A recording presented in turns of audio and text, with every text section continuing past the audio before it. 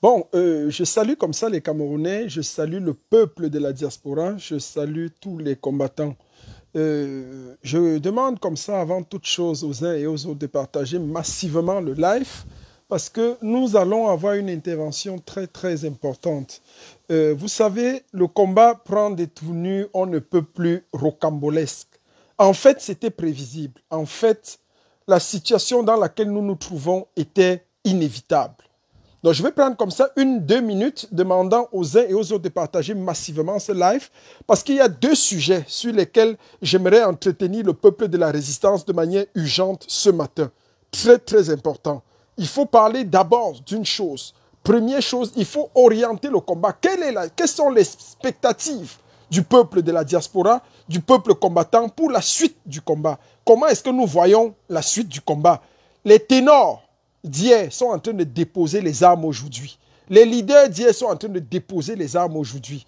Il y a de cela quelques minutes encore, l'un des grands leaders de cette lutte de résistance, le full professeur Patrice Ngana, a décidé de déposer les armes. Qu'est-ce qu'on peut tirer de ce genre de leçons? Quelles sont les leçons à tirer de ce genre de situation, de ce genre de réaction? C'est très important. Donc je vais demander aux uns et aux autres de partager massivement, de partager de manière durable ce live, partagez-le parce que, et ensuite, il y a un coup d'état militaire que la France voudrait installer au Cameroun. Il faut que les uns et les autres le sachent. C'est très important. Je salue comme ça Cédric Yonta, le brave combattant du 237, un gars intrépide, un gars fort, courageux, sans oublier Ken, le dur. Donc, soyons très sérieux dans ce que nous faisons et soyons très réfléchis. À un moment donné, il faut savoir ce qu'on veut réellement. Et à un moment donné, il faut savoir tirer les leçons. Je disais encore à quelqu'un, si vous avancez et que vous n'êtes pas capable à un moment donné de vous arrêter et de vous dire, est-ce que je suis sur la bonne direction? Est-ce que ce que je fais me profite? Si on n'est pas capable de se poser ce genre de questions, alors on n'est pas digne, on ne sait pas où on va et on ne sait non plus ce qu'on est en train de faire. C'est de ça qu'il est question. Et deuxième chose, c'est qu'il faut que les gens comprennent que la France est en train de préparer une intervention militaire forte au 237. La France est en train de préparer un coup d'État au 237. Et c'est très important à savoir. C'est très important pour les uns et les autres. Parce que lorsque ça va arriver, qu'on ne dise pas qu'on n'était pas prévenu ou bien qu'on n'était pas... Je salue comme ça le grand bourreau du régime, l'intrépide, celui qui fait peur au régime de Yaoundé, celui pour qui les combattants feignants de la diaspora ont décidé de mettre sa tête à prix. Mais je peux dire ici aux uns et aux autres et rassurer bourreau du régime que tu as la pleine confiance de la diaspora combattante, tu as la pleine confiance du peuple camerounais qui soutient de manière massive et intrépide le combat derrière le leader Maurice Kamto. Ils peuvent prendre tes contacts et tes données, aller donner au colonel Banquin. Ils peuvent tout faire, donner à qui ils veulent, mais ça ne changera rien. Aucun de tes cheveux ne sera touché. Et ceux qui jouent à ce jeu, la révolution vous tranchera la tête de manière inéluctable. Que vous le vouliez ou pas. En fait, il y a des gens qui sont maudits dans cette lutte depuis le début. Donc, on a tout fait pour les intégrer. On a essayé de les comprendre. On a essayé de les orienter. On a essayé de comprendre ce qui se passe. Mais des gens, Biya n'est pas responsable des malédictions des gens. Hein. Il faut comprendre quelque chose. Biya est responsable de la mauvaise gestion, de la gestion calamiteuse du Cameroun, de ce qu'il a pris un Cameroun prospère, il a conduit dans des abîmes. Mais il n'est pas responsable de vos malheurs personnels. Si tu n'es pas allé à l'école, si tu n'as rien dans ton cerveau, si tu es feignant, si tu ne peux pas te battre de ta propre initiative, ce n'est pas la faute à Biya. Ce n'est pas la faute à Biya. Donc, il faut faire très attention. Très attention. On ne va pas tout lui attribuer. Il est feignant, c'est un roi feignant, il n'a rien fait de bon, mais il n'est pas responsable de la stupidité des uns et des autres. Si tu n'as rien dans ton cerveau, ce n'était pas à Biya de mettre quelque chose dans ton cerveau. Non. Il y a des gens qui sont nés au Cameroun, l'école est gratuite, ils ne sont pas y allés. Il y a des gens qui sont nés au Cameroun, apprendre un métier est facile, accessible, ils ne l'ont pas fait, mais ce n'est pas à Biya qu'on va réclamer ça. Donc, bourreau du régime, tu as le soutien incontesté et incontestable du général El Chenou, le général de la Révolution. Nous sommes avec toi et partout où tu seras, partout où ton intégrité, ta probité sera touchée, sera menacée, nous serons 100% avec toi. Donc, que des petits mauvais là, se retournent bien et comprennent de quoi il est question. Ils vont partir un à un de ce combat. Je l'ai dit, la révolution camerounaise est née à Berlin le 20 octobre 2018. Et le train de la révolution s'arrêtera à Etoudi. Donc ne vous leurrez pas. Le train de la révolution s'arrêtera à Etoudi. Les gens vont descendre un à un, partir où ils veulent. Mais nous allons continuer la lutte. Et nous allons continuer jusqu'à la gare. Jusqu'à la gare. Donc, j'étais en train de dire tantôt qu'il y a deux situations. Je vais revenir sur ton cas, bourreau du régime. Il n'y a pas de problème. Je vais indexer les protagonistes sans état d'âme. Ils ont été exclus. Le conseiller avait été exclu déjà de la révolution. C'est toujours dans un élan de compassion parce qu'on croit que la révolution est émotionnelle, qu'on a ramené de tels frustrés et de tels abrutis dans le combat. Ça nous a créé ce que ça nous a créé. Aujourd'hui, on tire sur tel. Demain, on tire sur tel. Après, demain, on revient sur tel. C'est quelle vie? Vous voulez quoi? Vous voulez quoi? Quand vous voyez des gens, des écervelés, excluent les gens des groupes parce qu'ils ont créé des groupes, excluent les combattants, excluent à tort et à travers. Quand vous lisez, j'ai beaucoup scruté l'écrit de Patrice Nganang et je retiens de son écrit beaucoup de choses. Je vais revenir là-dessus. Il y a beaucoup de choses à retenir. Il faut faire très attention. Très attention. La lutte que nous menons ici n'est pas une lutte émotionnelle. Si vous êtes entré dans ce combat pour faire 40 ans, 50 ans, 60 ans contre la tyrannie, non, croyez-moi, nous n'y sommes pas entrés pour faire 50 ans. Je ne passerai pas ma vie à combattre une tyrannie. Je ne peux pas sacrifier ma vie pour combattre un vieillard. Un vieillard qui est déjà fatigué. Je ne peux pas, c'est que je suis faible. Si je dois passer 10, 15, 20 ans de ma vie pour combattre un vieillard qui est faible, qui est déjà fatigué, c'est que moi-même j'ai un problème. Alors à un moment donné, soit j'arrête et je change de stratégie de combat, si ça dure trop, ou je passe à autre chose. Il faut être réaliste. Les autres qui renversent les tyrans là, ils ont fait quoi? Ils ont passé quel concours? Au Mali, on a passé quel concours? Au Burkina Faso, ils ont passé quel concours? Mais les Camerounais sont les plus intellectuels, les plus intelligents, avec tous les doctorats, avec toutes les nationalités. Mais un seul petit tyran qui est même déjà mort est en train de s'asseoir au pouvoir et est incapable d'être renversé. Posons-nous les vraies questions. Posons-nous les vraies questions. Je crois qu'il est temps qu'on s'asseye et qu'on se dise où est-ce qu'on est en train de faire fausse route. Quel est notre véritable problème? Est-ce que nous sommes encore dans la dynamique du combat? J'ai regardé la toile il y a de cela 2-3 jours. Tout le monde est versé sur les photos de Paul Biya est rentré. Paul Biya est rentré, Paul Biya est rentré, Paul Biya est rentré. Ça veut dire que c'est Etoudi qui donne aujourd'hui le ton de la lutte. Lorsque je regarde ce combat en 2018, 2019, 2020, c'est nous qui donnions le ton. C'est la diaspora combattante qui fixait les règles, qui disait on fait comme ça, on fait ceci. C'est nous qui nous levions, qui disions boycott des artistes. Aucun artiste ne preste plus. Et ça faisait force de loi. Boycott des ministres. Aucun ministre ne vient plus en Europe. Ça faisait force de loi. Boycott du président de la République. Paul Biya est interdit de séjour en Europe. Ça faisait force de loi. Hey! Boycott de XY. On décidait de ce qu'on faisait. Allez, prise des ambassades. On décidait, on donnait le tempo. Et le gouvernement s'arrimait. Le gouvernement rampait après nous. Les gars dormaient et se disaient, qu'est-ce que les gars de la diaspora vont encore dire? Les gars là vont se lever le matin, ils vont décider quoi? Mais aujourd'hui, ils mettent une photo, on court, on publie. Ils publient un avion, que voilà l'avion que le président va rentrer dedans. Nous, on prend les photos de l'avion. Wow, wow, wow, l'avion. Je vous ai dit ici, et je le redis encore aujourd'hui, Biya Bimvondo, alias la forme la plus extrême du Covid, qu'on appelle le Biya Bimvondo Gate virus. Biya Bimvondo na virus est la forme la plus dangereuse et la plus obsolète de virus qu'on ait pu avoir pour le Cameroun. Cet homme, ce virus est parti, est décédé, est mort. Mais on a du mal à l'accepter. On voudrait le ressusciter. On voudrait à tout prix le voir présider la CAN. On voudrait à tout prix le voir aux commandes du pays. On n'est pas prêt à accepter qu'un tyran est mort. On ne veut pas se lever pour revendiquer notre autonomie, notre indépendance, notre liberté. Voilà les principaux problèmes dans lesquels nous sommes. Alors, quels sont les moyens que nous mettons en œuvre pour mener à bien ce combat? On a essayé pendant longtemps. Les gens sont en train de se fatiguer. Alors, il est temps de donner un nouveau souffle à la lutte de résistance. Il est temps de changer l'orientation du combat. Je suis en train de le remarquer. Et ce n'est pas un phénomène nouveau. Il faut penser le combat. C'est pour ça qu'on dit toujours qu'on a besoin de tout le monde. Mais à un moment donné, on a besoin de ceux qui peuvent penser la lutte. Quand le combat était mort, entre 2018 jusqu'en janvier 2019, on a tenu des réunions. Il n'y avait plus d'espoir. On voyait comment on était fatigué. Il n'y avait pas d'issue. Qu'est-ce qui a donné un souffle au combat? Qu'est-ce qui a donné une deuxième vie au combat? C'est la conférence internationale de Berlin. Quand je me suis assis, j'ai pensé. J'ai dit, mais on ne peut pas continuer comme ça. Il faut qu'on se mette. Je salue comme ça le grand coordonnateur Adjaou au Berlin. Un gars aux convictions fortes. Il y a des gars encore compétents au 237.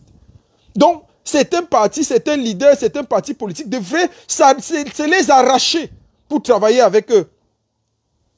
Et nous voici aujourd'hui. La conférence internationale de Berlin a été pensée au moment où on traversait une dure crise. Une dure crise. Une crise terrible. On traversait une dure crise. On ne savait plus comment orienter le combat. Et je suis resté chez moi, j'ai dit, si on continue comme ça, on est mort. On parlait avec les leaders et c'était fou. Il n'y avait pas d'issue. J'ai dit, allez, il faut une conférence, qu'on s'asseye, qu'on réorganise les choses. C'est dans cette optique que j'ai pensé Berlin. Et à Berlin, on a redonné un nouveau souffle. On est ressorti avec une brigade anti-Sadina structurée. On est ressorti avec des élans nouveaux, avec des objectifs nouveaux, en disant que si la marche du 26, ils font quoi que ce soit, on attaque les ambassades. Tout a été décidé à Berlin. Et nous l'avons fait. Aujourd'hui, il est temps que nous comprenions qu'on doit rebooster le combat. Le combat a besoin à chaque moment d'être reboosté. C'est très important. C'est très, très important. Donc, il faut arrêter à un moment donné de croire que les choses se résolvent dans des groupuscules et des clanismes. Ça c'est la bêtise, c'est la stupidité. Il y a des gens qui... Et des gens sont tellement ancrés dans l'horreur, dans l'horreur et la jalousie, que j'entends des combattants ici aller jusqu'au Cameroun, donner les invectives parce que non, tu as mis telle photo de profil de tel sur ton chiffre, ne m'appelle plus jamais, ne fais plus jamais ceci. Les gens sont dans la bêtise. Et des gens que nous avons nourris et habillés ici en diaspora, c'est ça qui est malheureux. Et voilà l'esprit de la médiocrité de nous autres Camerounais. Vouloir exceller là où on n'a même pas la possibilité de parler. Voilà, aujourd'hui, on parlait de la Coupe d'Afrique des Nations. Les gens se mettent et se focalisent quand il y a Cannes. Il y a Cannes dans quel contexte? Dans le contexte où nos frères anglophones meurent, où ils sont en train d'être tués. La Cannes, c'est pour qui? C'est pour les francophones ou bien c'est pour les anglophones? La Cannes, c'est pour qui? Qui parle même de Cannes? Moi, je ne veux même pas parler de ça, ni publier ces choses-là. On devrait tourner le dos à ce genre de choses. On devrait appeler à quelque chose de fort dans les stades. Que ceux qui aillent dans les stades, qui sachent qu'ils peuvent être à tout moment exposés aux réalités du Cameroun. Le Cameroun est un pays en guerre. Le Cameroun est un pays en guerre. Si tu vas au stade, sois sûr que les éléments de la guerre peuvent te retrouver. Les éléments de la guerre, c'est quoi? C'est les balles, c'est les bombes, c'est tout. Il faut éviter au maximum ces stades. Éviter au maximum. On n'en a rien à foutre. Ceux qui ont amené la canne au Cameroun, ils vont aller avec leur famille au stade. Et ils verront ce qu'ils y verront. Il faut qu'on soit clair là-dessus. On ne peut pas aller se réjouir, danser, quand notre peuple est en train de mourir. Quand les anglophones sont en train de mourir. Donc c'est de ça qu'il est question. Le combat, la lutte de la résistance camerounaise ne va jamais échouer. Il faut que les gens comprennent bien ça. La lutte est en train de filtrer elle-même, comme un ruisseau, comme un cours d'eau, qui procède par élimination naturelle, les mauvais grains. Les gens qui ne sont pas venus avec des aspirations et des motivations saines. C'est tout. C'est tout.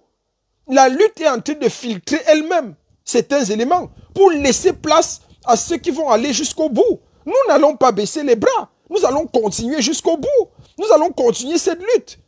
Et 2021 sera une année décisive où nous entrons dans 2022. Le gré à gré, une chose est sûre, c'est que le gré à gré ne passera pas. Une chose est sûre, c'est que Biya étant décédé, on verra bien qui vont mettre au pouvoir. C'est pour ça que la France est en train de préparer, je le dis ici et je l'assume, la France est en train de préparer au Cameroun un régime militaire de transition. Ils voient qu'il n'y a pas d'issue. C'est l'une des seules cartes qu'ils ont encore sous la main maintenant. Ils veulent à tout prix donner le pouvoir à l'armée. Mais il faut encore tomber sur quelqu'un de sérieux. Il faut tomber sur quelqu'un de malléable. Quelqu'un qu'on peut manipuler. Voilà le problème de la France. Voilà le but de la France. La France est en train de se préparer de manière inéluctable, de manière forte et de manière terrible pour donner le pouvoir à l'armée au Cameroun. Il faut qu'on arrête ça. Et qu'on dise à la France que ça ne passera pas. Ça ne passera pas. Ça ne pourra pas passer. Donc soyez sereins. Le peuple de la diaspora et le peuple camerounais tout entier est fatigué. Fatigué d'un régime machiavélique, d'un régime morose qui n'a rien apporté en 40 ans. Ça fait 40 ans que Biya a été au pouvoir. Il n'a pas aidé les Camerounais, il n'a pas pu construire un Cameroun. Il a légué au bout de ses 39 ans, voilà, il aura laissé un Cameroun pourri, divisé, en pleine guerre. Qui peut être plus feignant que cet homme? Qui peut être plus feignant que cet homme? Qui? Je ne connais aucun homme sur la terre, Camerounais soit-il, qui pouvait et qui aurait pu être plus médiocre que ce roi feignant.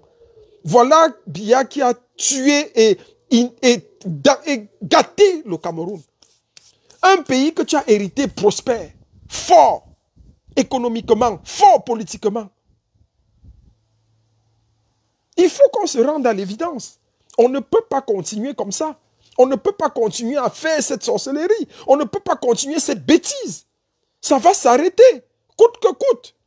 Que les gens se rendent à l'évidence et qu'ils le comprennent. La France ne peut pas faire ce qu'elle fait et pense faire au Cameroun.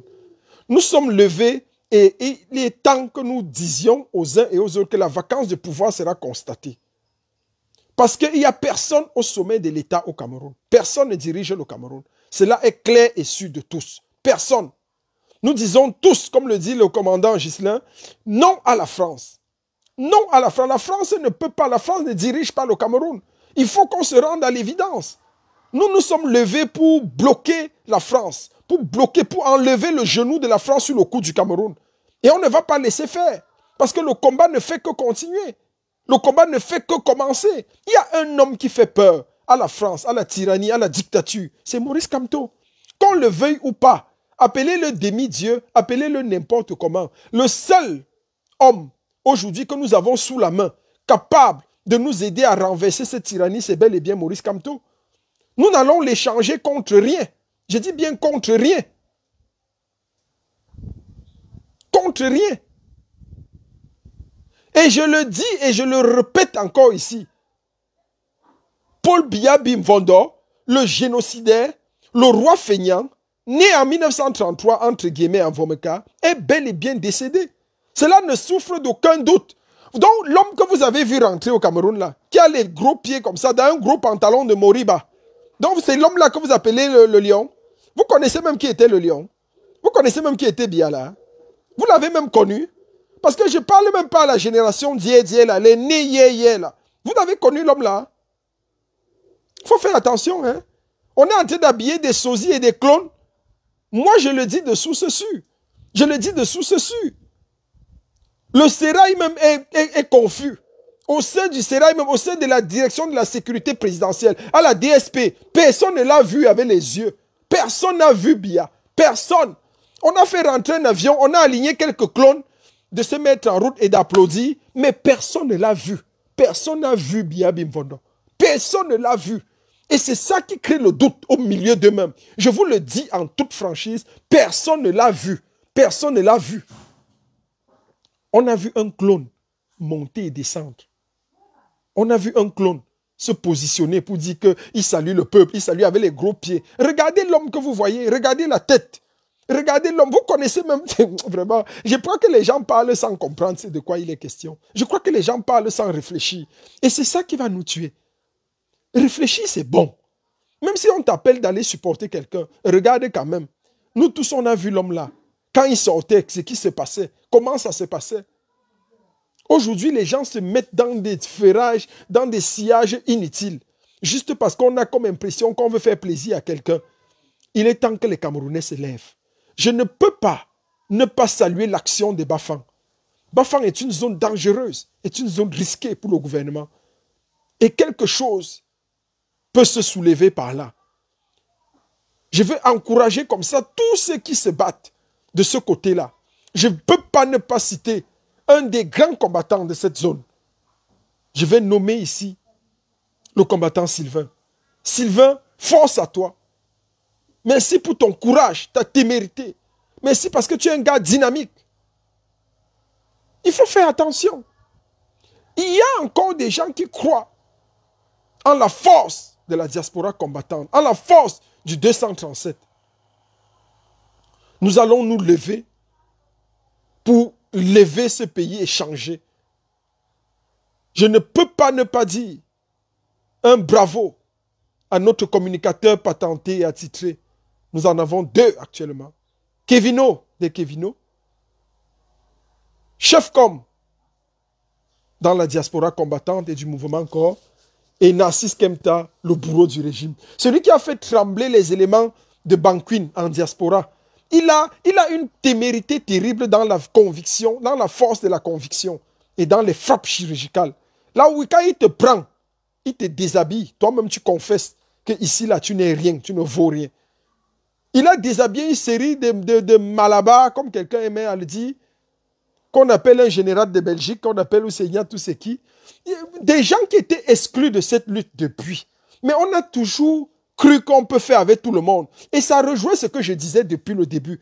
En révolution, on n'a pas besoin du nombre. Oubliez ça. On n'a pas besoin du nombre en révolution. On n'a pas besoin du nombre. On a besoin des gens convaincus. On a besoin des gens de conviction. Ce n'est pas le nombre.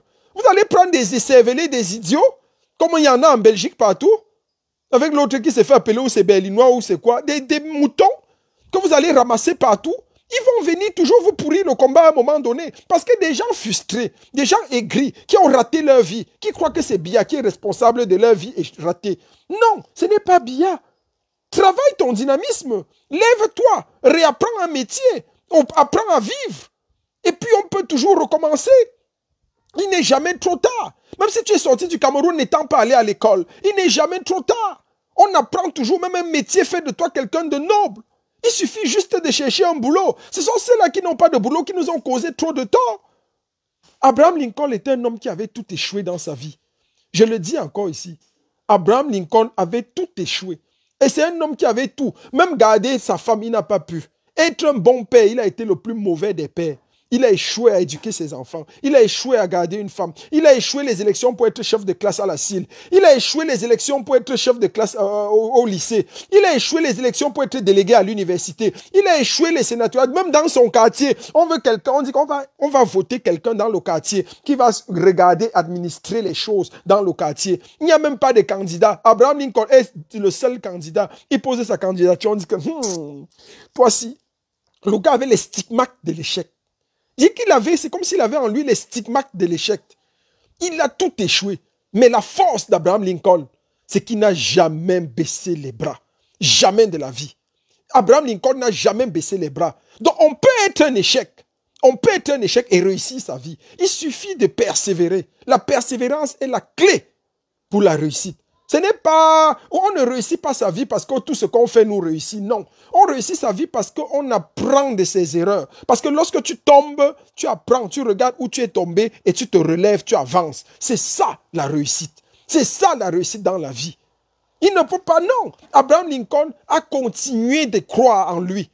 Aujourd'hui, il est devenu le plus grand président des États-Unis d'Amérique. Il est devenu le seul président dont l'Amérique s'en souviendra aussi vrai qu'on parlera de l'Amérique comme pays. Il n'y a pas deux comme Abraham Lincoln. Il est le bâtisseur de l'Amérique moderne. Celui qui a posé les fondements du pays que nous appelons aujourd'hui Amérique. C'était Abraham Lincoln. Un homme qui avait tout échoué.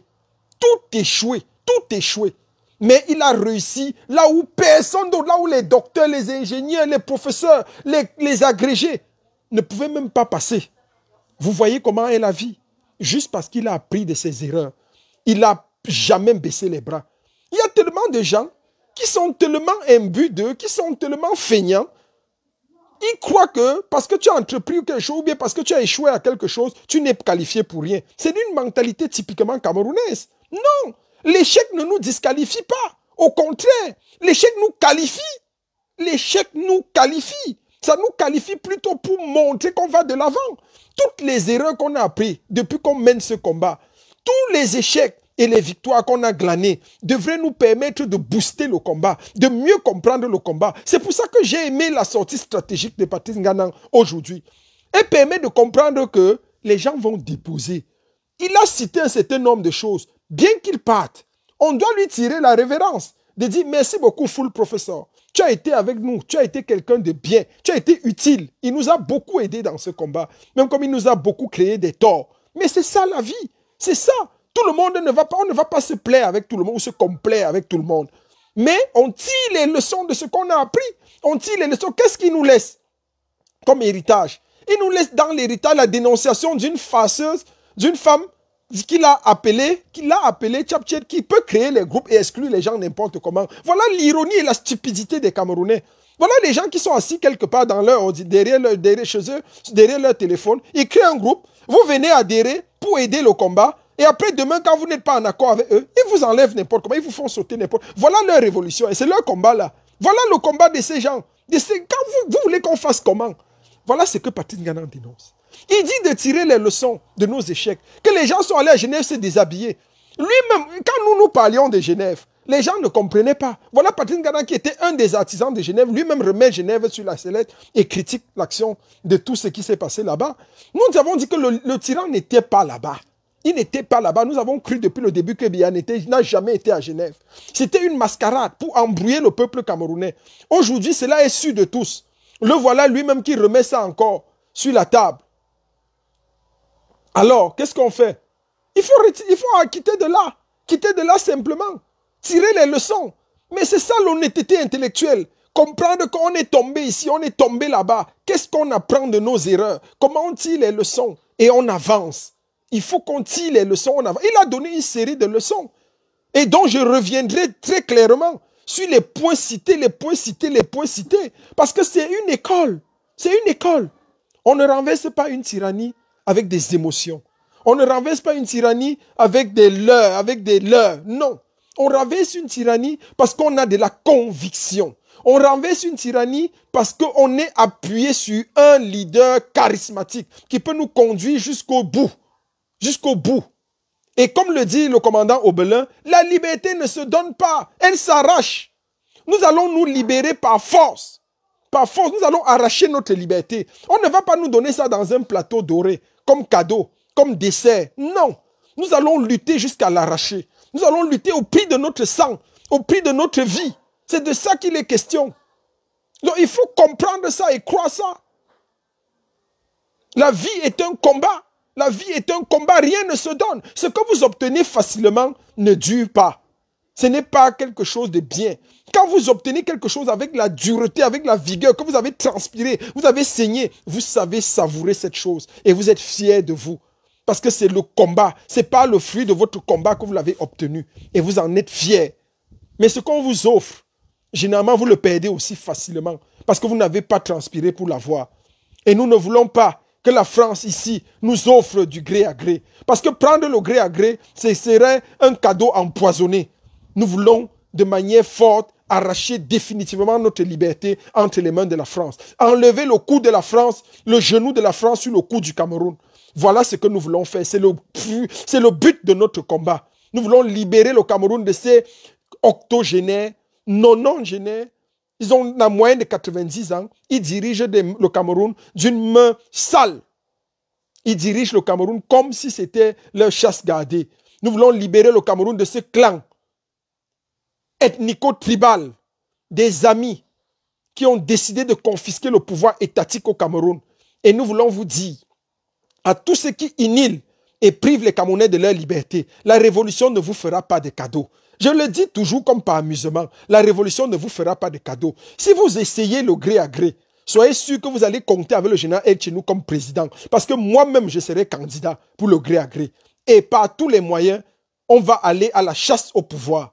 Si vous ne voulez pas remettre les choses de manière normale, que le peuple revendique, alors on vous asseyez et vous remettez les balles au centre pour que le peuple décide qui est son véritable leader et ce qu'il veut faire du Cameroun. Si vous voulez passer par le forcing, alors dans le forcing, soyez sûr d'une chose, moi-même je suis candidat pour les élections. Je suis prêt et je veux aussi prendre ça.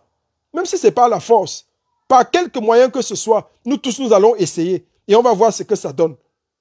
Donc, il faut qu'on se range. Qu'on se range en diaspora. Qu'on se range au 237. Qu'on comprenne. Les gens vont me dire que qu'est-ce que les gens de Bafang ont fait?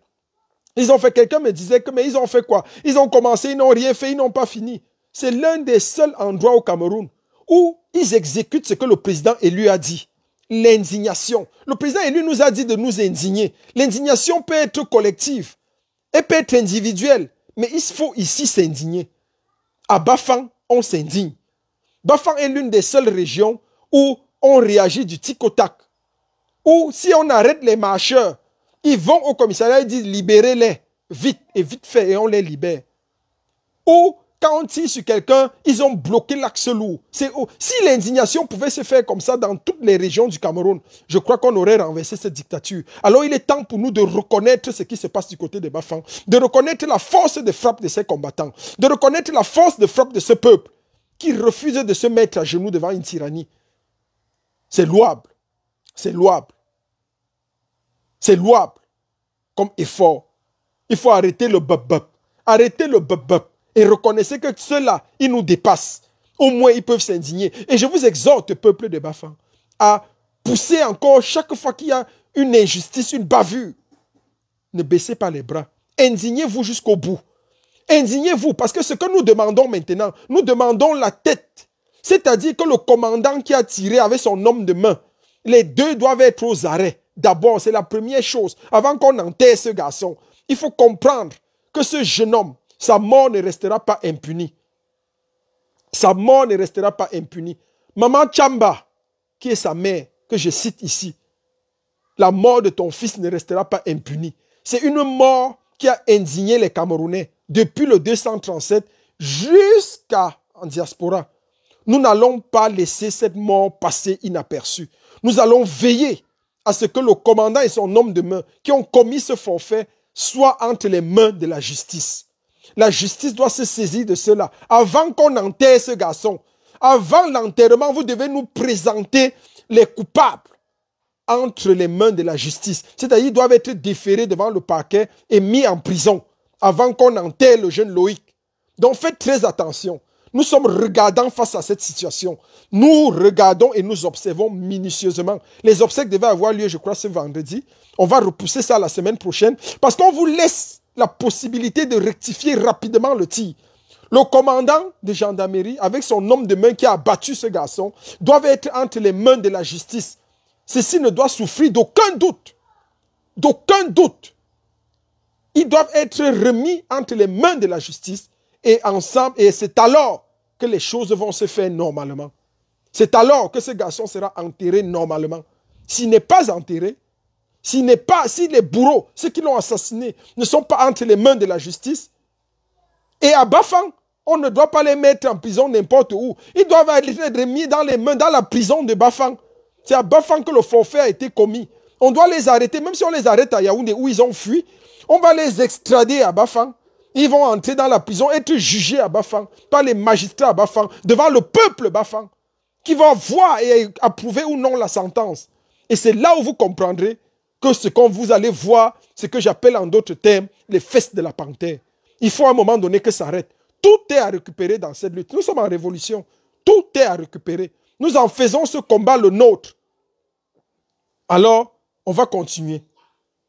Je vais comme ça dire merci au peuple de la résistance, dire merci au peuple de la révolution, à tous ceux qui nous suivent de près ou de loin, qui sont réveillés, qui se sont levés comme ça pour que ce combat continue et que ce combat trouve une éclosion finale, c'est-à-dire libérer les Camerounais du 237, libérer tous les Camerounais et amener le président élu, le leader de la lutte, Maurice Kamto, à changer et à remettre le Cameroun sur la bonne base. Il m'a été dit, je ne sais, c'est pas encore vérifié, que les Ambazoniens ont enlevé le drapeau du Cameroun pour mettre le drapeau de l'Ambazonie à Bakassi. Allez récupérer alors. Maurice Kamto avait lutté pour qu'on récupère Bakassi au Nigeria. Maintenant, il s'est tombé entre les mains des ambazoniens. Allez donc reprendre. Voilà ce que ce gouvernement de feignants a pu faire dans ce pays. Voilà ce que des feignants ont fait dans ce pays. Tuer ce pays, inhiber la liberté des gens. Où en sommes-nous? Tous les acquis du système, tous les acquis qu'ils ont hérités, ceux dont ils ont hérité, tout est à terre, tout est tombé en lambeaux. Biya n'aura rien laissé à ce pays comme héritage. Rien, sinon la fainéantise, la médiocrité, l'horreur, le crime organisé, le banditisme orchestré, le voyeurisme étatique, la corruption au sein de l'État. Voilà ce qui nous a laissé comme héritage. Un pays qui l'a hérité prospère, bien portant. Quand je te regarde comme ça, du haut de ta tombe, du bas de ta tombe, où tu es dans un cimetière, dans un frigo au palais, j'ai envie de dire vraiment, je ne sais pas quels sont les parents qui t'ont conçu, mais le Cameroun va rectifier cette erreur, nous allons rectifier cela de la plus grande des manières. Je vais comme ça dire merci au leader incontesté et incontestable. À son Excellence Maurice Kamto, le leader de la lutte de résistance. La diaspora a toujours le regard fixé vers toi. Nous croyons toujours en toi. Nous sommes plus que jamais focalisés vers toi. Parce que chaque jour, avec le temps qui passe, nous comprenons que tu es le leader incontesté et incontestable. Tu es le leader inégalé et inégalable. Tu es le leader infranchissable, intouchable de cette lutte de résistance. Tous les événements, tous les jours nous donnent raison. Nous qui avons misé sur toi. Et te donnent raison, toi qui as misé sur nous. Force à toi, Maurice Kamto. Force à toi, président élu. Malgré tout ce que on peut orchestrer visant à te déstabiliser, à ruiner tes soutiens, nous sommes focalisés vers toi. Le mouvement corps croit en toi. Le mouvement corps croit en toi et le mouvement corps mise sur toi. Nous l'avons dit, aussi vrai que nous serons dans la lutte en diaspora, les gens vont pleurer, se morfondre. Mais je ne peux pas vous dire, je vais revenir sur un direct vous expliquant pourquoi est-ce que le professeur Full Professor a déposé les armes. Je vais vous expliquer, ça ne fait pas l'objet de ce direct, mais je vais vous expliquer pourquoi est-ce que le Full Professor, quelles sont les vraies raisons qui ont poussé le Full Professor à déposer les armes. On les connaît toutes, elles sont claires et inéluctables. Vous allez comprendre. Merci encore à tous ceux qui nous soutiennent dans ce combat, ceux qui sont avec nous. Nous allons aller jusqu'au bout et nous ne baisserons jamais les bras. Je dis merci comme ça au grand docteur, le docteur Kenan de Baleseng, l'homme fort, l'homme intrépide, le docteur qui aime le Cameroun, qui a sacrifié tout pour le Cameroun, qui bouge tout le temps, œuvre pour qu'un Cameroun nouveau s'élève. Docteur Kenan, merci beaucoup. Merci beaucoup. Merci pour ton soutien. Merci pour ton travail au 237. Merci pour ce que tu es, pour ce que tu fais comme travail. La diaspora te dit merci, docteur. Merci à toi. Je dis merci à tout le monde et je vais comme ça chuter en disant que ceci ne doit souffrir d'aucun doute. Le jeune Loïc a été tué à Bafang. Les assassins de Loïc doivent être remis à la justice et présentés devant les juges.